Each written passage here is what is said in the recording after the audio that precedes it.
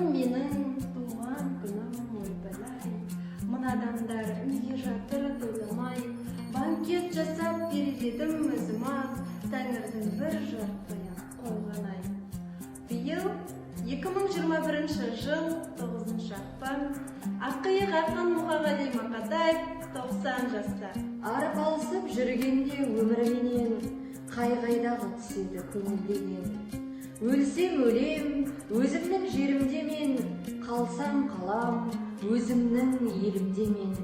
Сондықтан жыламаймын көңілденем. Ары таза, жаны мөлдір, рухы асқақ, жалынды жырлары мен Мұқағали қашанда елінің жадында. Яғни, жұмыр жердің қайтып көріне барсақ та, алдымыздан Мұқағали шығар. Шаң шығарып ізінен құйындаған, барасың ба өмірін қиындаған. Сыйын маған, ей өмір сыйын маған, сыйындалам мен сенің бұйырмаған. Нөмір 53 мектеп гимназиясы Қазақ тілі мен әдебиеті пәні мұғалімдері кафедрасының жас мамандарынан ақын мерейтойына сый. Олай болса, болашағым сен тұрсаң мен өлмеймін атты мектепшілік Мұқағали апталығын ашық деп жариялаймыз.